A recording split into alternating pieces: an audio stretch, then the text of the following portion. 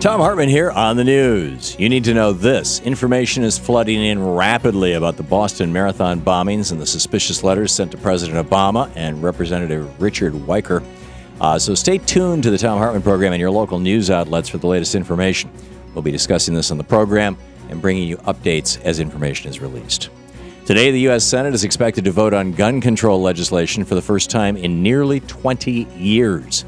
Senators will consider the bipartisan proposal put forward by Senators Pat Toomey and Joe Manchin.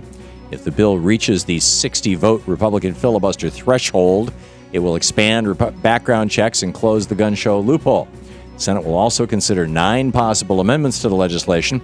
Senate Majority Leader Harry Reid has come out in favor of a Democratic amendment banning assault weapons, which is a remarkable break from his long history of supporting so-called gun rights.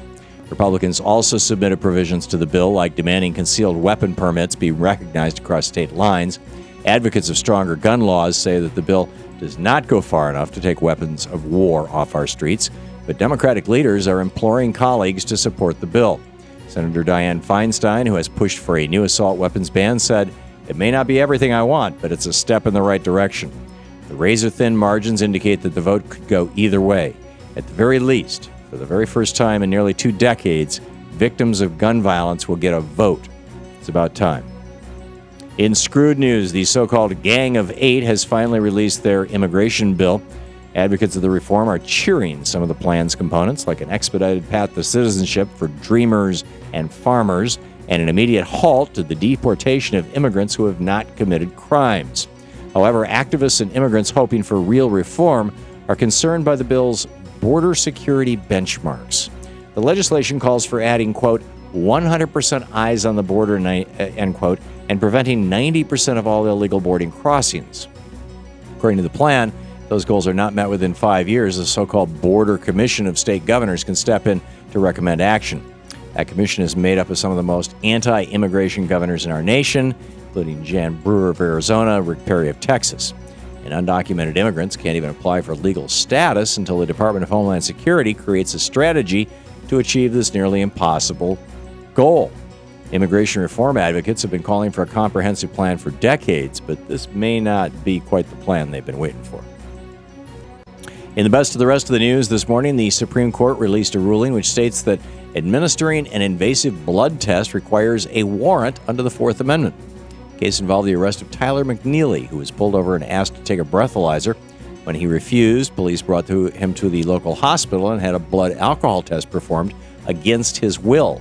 However, police neglected to obtain a warrant for Mr. McNeely's blood and failed to show exigent circumstances, in quotes, to excuse their failure to do so. The court upheld the ruling from a lower state court, which read, "Warrantless intrusions of the body are not to be undertaken lightly."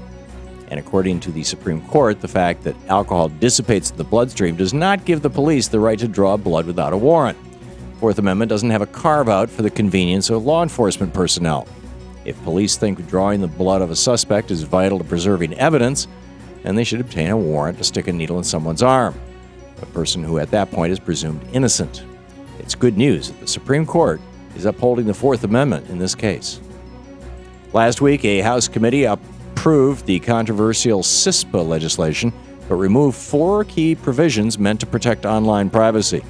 Today, the Obama administration delivered a formal veto threat, which reads, quote, "Citizens have a right to know that corporations will be held accountable and not granted immunity for failing to safeguard personal information adequately," end quote.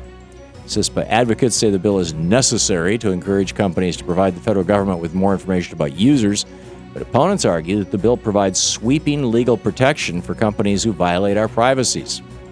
The president's threat is a major victory to advocates of online privacy, at least if he follows through on it. As more and more information is collected about us and shared with corporate and government partners, our rights of privacy seem to deteriorate more each and every day. For once, it's nice to see that the president is standing up to corporate power and protecting our rights to privacy. And finally, to a car thief, a Porsche 911 Turbo must look like one sweet score. But if you plan on stealing one, you better know how to operate a manual transmission. On Monday, Anthony Reynolds of Newark, New Jersey, pled guilty to theft of a motor vehicle by force. The 18-year-old attempted to steal the car last September when he ordered the driver out of the car at gunpoint. Mr. Reynolds then attempted to flee the scene in the high-end sports car, but didn't know how to operate the 6-speed manual transmission. Police were able to detain the suspect when the car stalled and he attempted to flee on foot. Had he been able to operate the Porsche, he could go from 0 to 60 in about 4 seconds, and the police would have had a difficult time getting him. But in addition to being illegal, stealing cars requires actually knowing how to drive them.